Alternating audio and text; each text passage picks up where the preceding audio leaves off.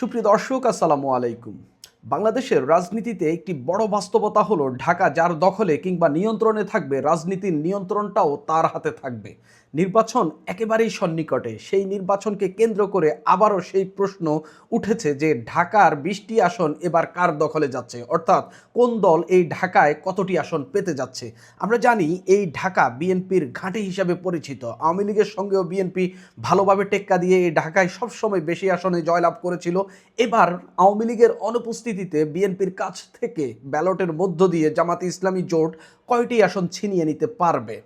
আমরা জানি ঢাকার ২০ আসনের মধ্যে মাত্র একটি আসনে বিএনপি তাদের শরিককে ছাড় দিয়েছে, বাকি সবকটি আসনে তারা দলীয় প্রার্থী দিয়েছে। আর জামাতে ইসলাম জোট ১৩টি আসনে তাদের জামাতের দাড়িপাল্লার প্রার্থী দিয়েছে এবং বাকি ৭টি আসনে ৬টি আসনে এনসিপিকে এবং একটি আসনে বাংলাদেশ খেলাফত মজলিস অর্থাৎ মাওলানা মামুনুল হককে দেওয়া হয়েছে। আমরা হিসাব কষে দেখব এই ২০টি আসনে কে কোথায় এগিয়ে রয়েছে এবং কোন দল আসলে কোন আসনে বা কোন প্রার্থী কোন আসনে জিততে যাচ্ছে।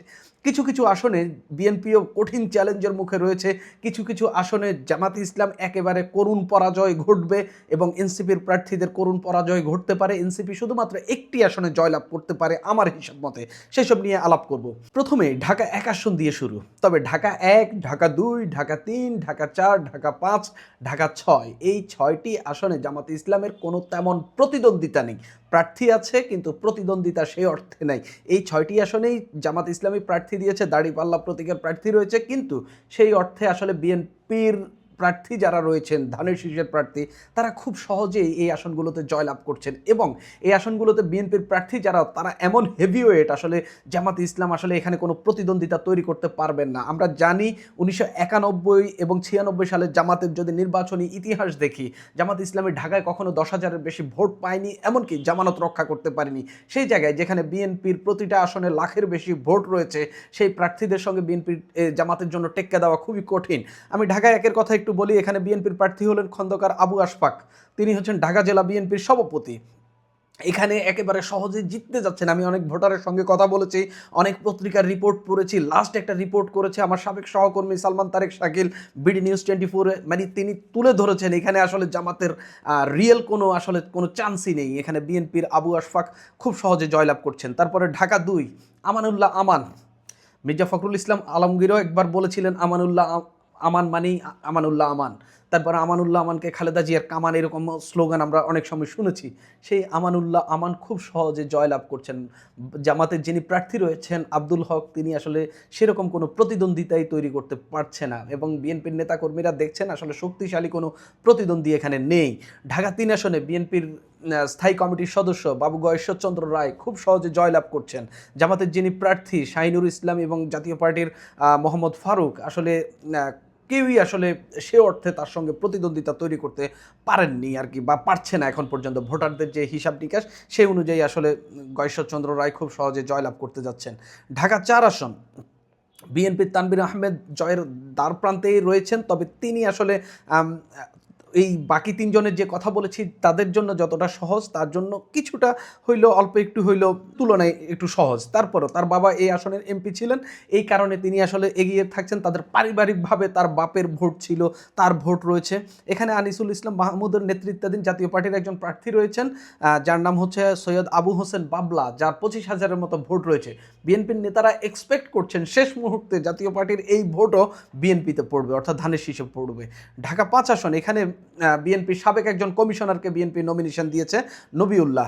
যাত্রাবাড়ি এলাকা মাদ্রাসা কেন্দ্রিক হওয়ায় সেখানে দাড়িপাল্লার কিছু ভোট রয়েছে, অর্থাৎ ওই মাদ্রাসা কেন্দ্রিক এলাকাগুলোতে দাড়িপাল্লা ভোট পেলেও সেটা বিএনপির সঙ্গে ফাইট দেওয়ার মতো হবে না বলেই জানা যাচ্ছে আর কি।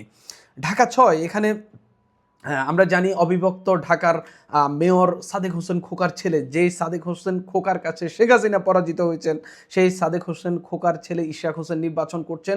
খুব রিয়েল কোনো প্রতিদ্বন্দ্বিতা এখানে দেখা যাচ্ছে না। এখানে জামাতের প্রার্থী হচ্ছেন আব্দুল মান্নান এবং সেভাবে আসলে তিনি কোনো প্রভাব তৈরি করতে পারেননি।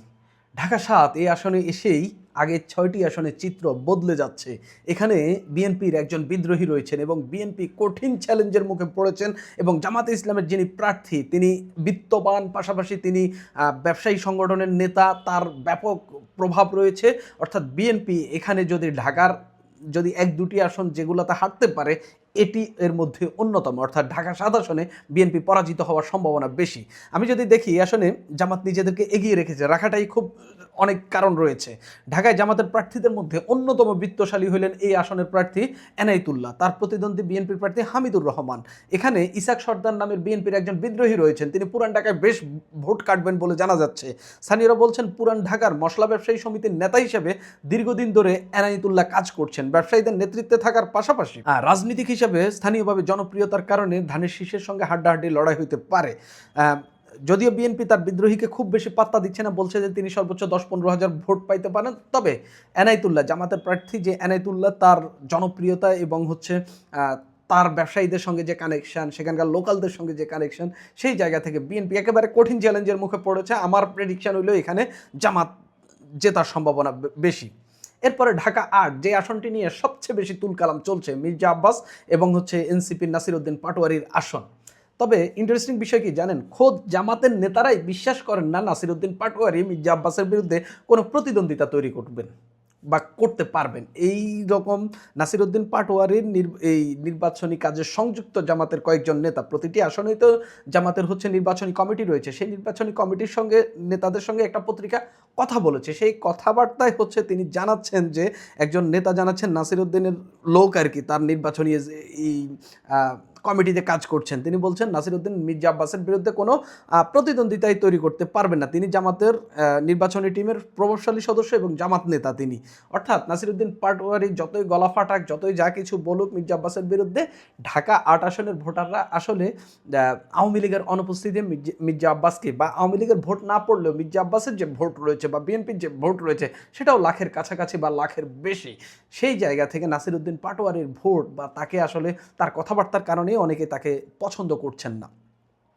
ঢাকা ৯, যে আসনটি নিয়ে আসলে খুবই চমক দেখা যাচ্ছে এবং মানুষ এই আসনের দুজন প্রার্থীকে, যিনি হচ্ছেন বিএনপির হাবিবুর রশিদ এবং এনসিপি থেকে পদত্যাগকারী তাসনিম জারা, এই দুজনকে খুব সুন্দরভাবে গ্রহণ করছেন। এখানে এনসিপিরও একজন প্রার্থী রয়েছেন জাবেদ মিয়া, তিনি শাপলাকলিতে এখানে নির্বাচন করছেন, তবে তার কোনো চান্স নেই বললেই চলে।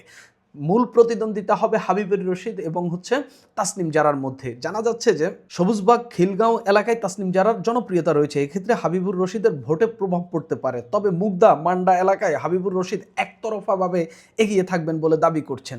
এখানে মূল ফ্যাক্টর হয়ে দাঁড়াবে আওয়ামী লীগের ভোটগুলো।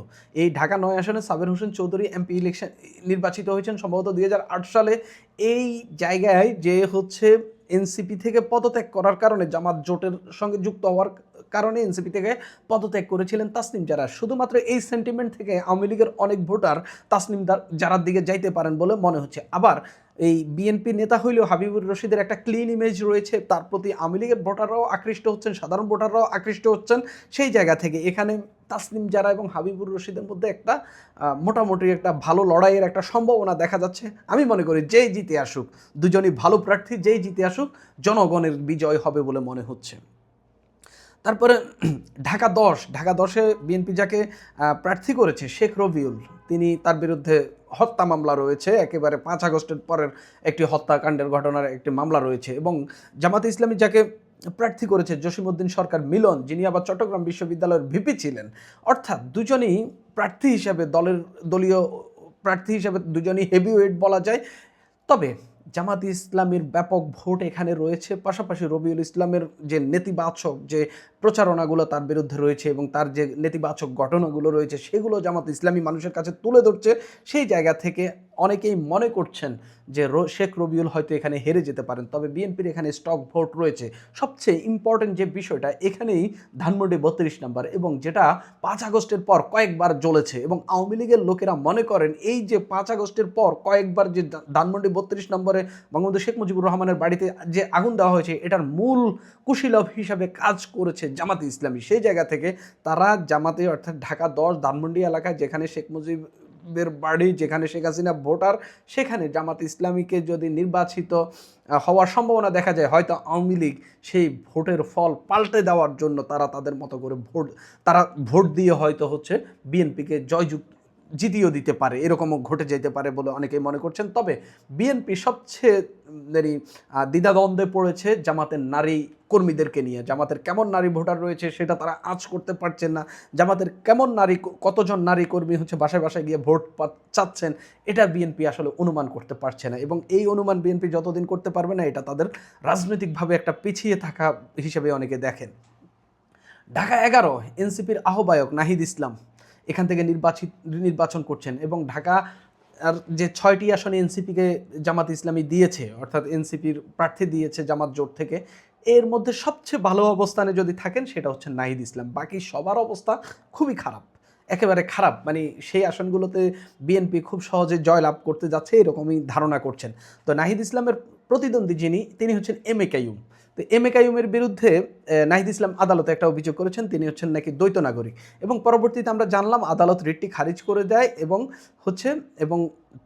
যেটা জানা গেছে যে আসলে দ্বৈত নাগরিক একটা অভিযোগ তুলে আসলে কিছু ভোট কমিয়ে দেওয়া যায় কিনা সেই চেষ্টাই নাকি চালানো হয়েছে। তবে এখানে একটা হাড্ডাহাড্ডি লড়াইয়ের আভাস পাওয়া যাচ্ছে এবং এম এ কাইয়ুম একটা অভিযোগ করেছেন ইলেকশন ইঞ্জিনিয়ারিং হইতে পারে। অর্থাৎ এখানে নাহিদ ইসলাম জামাতের ভোট তো অবশ্যই পাবেন, অভ্যুত্থানের অন্যতম নেতা হিসেবে তাকে অনেকেই পছন্দ করেন এবং তার নির্দিষ্ট একটা ভোট ব্যাংক রয়েছে অফকোর্স। তবে সেটা বিএনপি চেয়ে বেশি না। নাহিদ ইসলাম এবং জামাতের ভোট যদি একসঙ্গেও করেন, ঢাকা 9 আসনে বিএনপির যে ভোট রয়েছে তার ধারে কাছে যায়নি বলে আমার কাছে মনে হয় আর কি। এক্ষেত্রে আওয়ামী লীগের ভোটার বা সাধারণ ভোটাররা যদি নাহিদ ইসলামের প্রতি আকৃষ্ট হন, সেই জায়গায় পরিস্থিতি বা প্রেক্ষাপট পাল্টাইতে পারে। না হলে নাহিদ ইসলামের জয়লাভ করাও কঠিন। কিন্তু নাহিদ ইসলাম এই এনসিপির অন্যান্য প্রার্থীদের তুলনায় মোটামুটি ভালো অবস্থানে রয়েছেন। ঢাকা 12 3 সাইফুলের লড়াই। একজন হইলেন বিপ্লবী ওয়ার্কার্স পার্টি, যাকে বিএনপি সমর্থন দিয়েছে, সাইফুল ইসলাম নীরব, বিএনপির বিদ্রোহী প্রার্থী। আরেকজন হলেন সাইফুল আলম খান মিলন। 3 জন। এখানে বিএনপির প্রার্থী বলা যায় যে 2 জন। একজনকে বিএনপি সমর্থন দিয়েছে জোটের প্রার্থী হিসেবে এবং একমাত্র প্রার্থী ঢাকায় তাদের, যাকে জোটের প্রার্থী হিসেবে ছাড় দিয়েছে, সাইফুল হক। সেখানে বিএনপির ভোট ভাগাভাগি হবে সাইফুল হক এবং সাইফুল আলম নীরবের মধ্যে। এই জায়গায় জামাতের প্রার্থী কিছুটা এগিয়ে থাকতে পারেন বলে অনেকেই বলছেন। ভোটারদের সঙ্গে কথা বলে যেটা জানা গেছে, তেজগাঁ শিল্পাঞ্চল এলাকায় দলের বহিষ্কৃত প্রার্থী বা বিএনপির বিদ্রোহী প্রার্থী সাইফুল আলম নীরব ও শেরেবাংলার নগর এলাকায় সাইফুল হক এগিয়ে থাকবেন। আর মগবাজার ইস্কাটন এলাকায় 3 সাইফুলে ভোট পাবেন। তবে এই লড়াইয়ে জামাতের প্রার্থী মিলন এগিয়ে থাকতে পারেন। নীরবের ঘনিষ্ঠ এক নেতাই এই ঘটনাটি মিডিয়াকে জানিয়েছেন যে বিএনপির ভোট ভাগাভাগি হওয়ার কারণে জামাত প্রার্থী কিছুটা এগিয়ে থাকবেন। আর ঢাকা 13, আমি ঢাকায় যে এলাকায় বসবাস করি, ঢাকা 13-র মধ্যেই পড়েছে। মাওলানা মামুনুল হক এখানে জামাত জোটের প্রার্থী হিসেবে নির্বাচন করছেন এবং বিএনপির এনডিএম থেকে ছেড়ে আসা বিএনপির প্রার্থী এখানে ভবি আজ্জাজ। এবং এখানে শ্রমজীবী মানুষ এবং মামুনুল হকের যে প্রতীক, রিক্সা প্রতীক, খুব ইম্পর্টেন্ট একটা প্রতীক এই এলাকার মানুষের জন্য। এখানে প্রচুর রিক্সা গ্যারেজ রয়েছে, প্রচুর রিক্সা পুলার রয়েছে এবং তাদের মধ্যে এই প্রতীকের আলাদা একটা ইম্প্যাক্ট পড়েছে। পাশাপাশি ববি হাজ্জাজের নির্বাচনী প্রচারণা নিয়েও মানুষের মধ্যে এক ধরনের এই বিএনপির নেতাদের মধ্যে নেতিবাচক ধারণা দেখা গেছে। আমি নিজেও তার মিছিল দেখেছি, তিনি দূর থেকে হাত নেড়ে যাচ্ছেন, তার লোকেরা আমার বাসায় পর্যন্ত আসেনি। কিন্তু মামুনুল হকের লোকেরা যারা তার জন্য ভোট চাচ্ছেন বেশিরভাগই আলেম। এবং আমি দেখেছি, আমার বেশ কয়েকজন দোকানদারের সঙ্গে কথা হয়েছে, আমার পরিচিত সবাইকে ওয়াদা করিয়েছেন যেন রিক্সা প্রতীকে ভোট দেন। তবে এখানে পার্থক্যটা গড়ে দেবে বিহারি ক্যাম্পের ভোটগুলো এবং যেটা বিএনপির পক্ষে যাইতে পারে। তবে শ্রমজীবী মানুষের ভোট তো অবশ্যই পার্থক্য গড়ে দিবে, আর বিহারি ক্যাম্প তো স্পেশাল একটা প্রভাব রাখবে। এখানে একটা হাড্ডাহাড্ডি লড়াইয়ের আভাস দেখা যাচ্ছে। শেষ পর্যন্ত কে জেতে সেটা আসলে 12 ফেব্রুয়ারি বলা যাবে। তবে লড়াইটা একেবারে অসম না, একেবারে ধরেন যে অন্যান্য 2-1টি আসনে যে অসম লড়াই, ঢাকা 1 থেকে 6 পর্যন্ত যে অসম লড়াই, সেই অসম লড়াই না। ঢাকা 14 এখানে বিএনপির প্রার্থী সানজিদা ইসলাম তুলি, তার প্রতিদ্বন্দ্বী হইলেন জামাতের ওই যে গুমের শিকার হওয়া মীর কাসেম আলীর ছেলে মীর আহমদ বিন কাসেম এবং বিএনপির একজন বিদ্রোহী রয়েছে আবু বকর সিদ্দিক। বলা হচ্ছে যে এই আসনে বিএনপির প্রার্থীর চেয়ে বিএনপির বিদ্রোহী প্রার্থী এগিয়ে রয়েছেন এবং মীর আহমদ বিন কাসেমের চেয়েও বিএনপির বিদ্রোহী প্রার্থী এগিয়ে রয়েছেন। এখানে বিএনপির প্রার্থী জয়লাভ করার সম্ভাবনা সবচেয়ে বেশি, এরকমই শোনা যাচ্ছে। যিনি বিএনপির বিদ্রোহী হয়েছেন তিনি বিএনপির সাবেক এমপি এস এ খালেকের ছেলে, অর্থাৎ তার পারিবারিক ভোট রয়েছে এবং দারুসালাম থানা বিএনপির আহ্বায়ক, তাকে বহিষ্কার করা হয়েছে। তিনজনই হেভিওয়েট, তবে বিএনপির যিনি হচ্ছে বিদ্রোহী প্রার্থী আবু বকর সিদ্দিক তিনি এগিয়ে রয়েছেন। সেখানকার ভোটাররা বলছেন তুলি সাজুর চেয়ে পেছনে থাকবেন, এই কারণে দলের চাপ তার উপর হচ্ছে সেরকমভাবে নাই। তবে এই দুজনের লড়াইয়ের মধ্য দিয়ে আরমান শেষ কিনা দিয়ে বের হয়ে যায় কিনা সেটাও হচ্ছে ভোটাররা হচ্ছে বিবেচনায় রাখছেন আর কি। ঢাকা 15 জামাতের আমির যে আসনে নির্বাচন করবেন সেই আসনটি হলো ঢাকা 15 মিরপুর কাফরুল এলাকা। এই আসনে বিএনপির প্রার্থী হলেন শফিকুল ইসলাম খান মিল্টন। এই দুই প্রার্থীর মধ্যে অবশ্যই লড়াই হবে, তবে জামাতের আমির হিসাবে বা হচ্ছে তিনি জিতলে প্রধানমন্ত্রী হবেন বা তার জোট জিতলে নির্বাচনে জয়লাভ করলে সংখ্যাগরিষ্ঠতা পেলে তিনি প্রধানমন্ত্রী হবেন, এই জায়গায় তিনি কিছুটা এগিয়ে রয়েছেন। পাশাপাশি তার নেতাকর্মীরা প্রচার প্রচারণা ব্যাপকভাবে বাসায় গিয়ে চালাচ্ছেন। তবে শফিকুল ইসলাম খান মিল্টনও পিছিয়ে নেই, তিনিও হচ্ছে প্রচার প্রচারণা চালাচ্ছেন, বড় বড় সভা করছেন, মিছিল মিটিং করছেন। তবে এখানে একটা হাড্ডাহাড্ডি লড়াইয়ের আভাস পাওয়া যাচ্ছে। তবে শফিকুর রহমান জামাতের আমির প্রধানমন্ত্রী হইতে পারেন, শুধুমাত্র এই ভাইব থেকে হইলেও অন্তত অল্প একটু হইলেও এগিয়ে রয়েছে। ঢাকা 16 এই আসনে বিএনপি মোটামুটি রিল্যাক্স। জাতীয় দলের সাবেক ফুটবলার গোলকিপার আমিনুল হককে বিএনপি এখানে মনোনয়ন দিয়েছে এবং আমিনুল হক একেবারে অপ্রতিদ্বন্দ্বী মনে হচ্ছে এবং এই আমিনুল হকের ভোটের ঝড়ে জামাত ইসলাম এখানে উড়ে যাবে বলেই ধারণা করছেন বিএনপির এই নেতাকর্মীরা। এমনটা হওয়ার সম্ভাবনা বেশি, আমিনুল হক জয়লাভ করতে পারেন এবং একেবারে ল্যান্ডস্লাইড জয় হইতে পারে, এরকমই শোনা যাচ্ছে বা ভোটারদের সঙ্গে কথা বলে এরকমই ধারণা পাওয়া যাচ্ছে। তারপরে ঢাকা 17 এখানে বিএনপির প্রার্থী তারেক রহমান, ওই যে আমি গতকালে যেটা বলেছি, তারেক রহমান দেশে এসে সিদ্ধান্ত নিয়েছেন তিনি এখানে প্রার্থী হবেন, আর জামাতের প্রার্থী হলেন খালেদুজ্জামান। তো এই যে তারেক রহমান যখন সিদ্ধান্ত নিলেন এখানে প্রার্থী হবেন, তার আগেই জামাত এই মাঠটা গুছিয়ে ফেলেছিল। তবে তারেক রহমান এসে তাদের সাজানো গোছানো সংসারে কিছুটা বাগড়া দিলেন এবং তারা যে হচ্ছে ওই যে করাইল বস্তিতে যে ভোটগুলো ম্যানেজ করে ফেলেছিলেন সেগুলোও হচ্ছে তারেক রহমান এসে তার স্ত্রীকে দিয়ে সেখানে সমাবেশ করিয়ে প্রতিশ্রুতি দিয়ে মোটামুটি সেগুলো এখন তার পক্ষে নিয়ে এসেছেন এবং তার মেয়েকেও ভোটের বাবার জন্য ভোট চাইতে দেখা যাচ্ছে। অর্থাৎ এই ঘটনাগুলো কিন্তু একেবারে দৃশ্যপট পাল্টে দিয়েছে। জামাতের যিনি প্রার্থী তিনি ক্যান্টনমেন্টে ঢোকার সময় আর্মি সদস্যদের সঙ্গে যে বাকবিতণ্ডার একটা ভিডিও ভাইরাল হয়েছে, এরপরে এটা নিয়ে নেতিবাচক প্রভাব পড়েছে, তার আগের বক্তব্যগুলো নিয়েও হচ্ছে মানুষের মধ্যে সমালোচনা রয়েছে। অর্থাৎ এখানে তারেক রহমান জিততেছেন এবং জামাতের প্রার্থী আসলে খুব তেমন রিয়েল কোনো ইম্প্যাক্ট রাখতে পারবেন না। ঢাকা 18 এই আসনেও জামাত জোট হচ্ছে এনসিপিকে দিয়েছে আর কি, এনসিপি থেকে প্রার্থী দিয়েছে এনসিপির আরিফুল ইসলাম। তবে তিনি কিছু ভোট পাবেন, ভোটাররা এমনই বলছেন। তবে বিএনপির প্রার্থী যে এস এম জাহাঙ্গীর তাকে একেবারে অপ্রতিদ্বন্দ্বী মনে করছেন ভোটাররা। এখানে বিএনপি একেবারে সহজ জয় পাচ্ছে বলে জানিয়েছেন অনেকেই। ঢাকা 19 আসন, ঢাকা জেলার সাভার উপজেলা শিমুলিয়া, দামসোনা, আপনি জাস্ট নামগুলো শোনেন, দামসোনা, ইয়ারপুর, আশুলিয়া, বিরুলিয়া, পাথালিয়া, সাভার ইউনিয়ন ও সাভার পৌরসভা, সাভার সেনানিবাস এলাকা নিয়ে গঠিত। এখানে 7 লাখের বেশি ভোটারের দিক দিয়ে দ্বিতীয় বড় আসন আর কি। এখানে বিএনপির যিনি প্রার্থী বিএনপির দেওয়ান মোহাম্মদ সালাউদ্দিনের মূল প্রতিদ্বন্দ্বী হলেন জামাতের প্রার্থী জামাত জোটের প্রার্থী এনসিপি নেত্রী দিলশানা পারুল। তবে শোনা গেছে যে এখানে বিএনপির মধ্যে কোন দল রয়েছে, তবে 7 লাখের বেশি ভোটার, এর মধ্যে অর্ধেকের বেশি হচ্ছে বিএনপিকে সাপোর্ট করে। আর জামাত কিংবা হচ্ছে এনসিপি সাপোর্টার কতজন রয়েছে, আমি একটা ধারণা শুনলাম কয়েকজন সাংবাদিকের কাছ থেকে যে বিএনপির কোন দল আছে, বিএনপির কয়েকজন হচ্ছে দিলশানা পারুলের সঙ্গে কাজ করছে, তারপরেও সর্বোচ্চ 40,000 ভোট পাবেন আর বিএনপি 2 লাখের বেশি ভোট পাবে। অর্থাৎ বুঝতে পারতেছেন ভোটের ফারাকটা কী হবে। এখানে এলডিপিরও একজন প্রার্থী রয়েছেন হোসেন সারওয়ার্দী, তিনি রানা প্লাজা 10-এর সময় ওখানে 10-এর পর এখানে কিছু কাজ করেছিলেন, তার কিছু ভোট রয়েছে, তবে সেটা আসলে কোনো প্রভাবক হিসাবে কাজ করবে না আর কি। ঢাকা 20 আসন, যেখানে জামাত জোট থেকে নাবিলা তাসনিদকে, এনসিপির নেত্রী নাবিলা তাসনিদকে প্রার্থী করা হয়েছে। তবে এখানে বিএনপির যিনি প্রার্থী তমিজউদ্দিন তিনি জয়লাভ করতে পারেন, যদিও এখানে এই তমিজউদ্দিনের সঙ্গে যুব দলের নেতাদের কোন দল রয়েছে এবং যুব দলের নেতারা নাকি নাবিলা তাসনিদের পক্ষে কাজ করছেন। তবে ওই একই ঘটনা, ঢাকা 19 আসনে যে ঘটনা এখানেও একই ঘটনা, যে হচ্ছে সর্বোচ্চ 50,000 ভোট পাইতে পারে, বাকি 1.5 লাখের বেশি ভোট পাইতে পারেন তমিজউদ্দিন, অর্থাৎ সহজ জয় দেখতে পাচ্ছেন আর কি। তো এই হইল ঢাকার আসনগুলোর চিত্র। অবশ্যই 12 তারিখে আপনারা মিলিয়ে দেখবেন আমার কথা কতটা সঠিক হলো, বা আমিও আপনাদেরকে মিলিয়ে দিব যে আসলে কতটা সঠিক হলো। সুপ্রিয় দর্শক, এখন এই পর্যন্তই।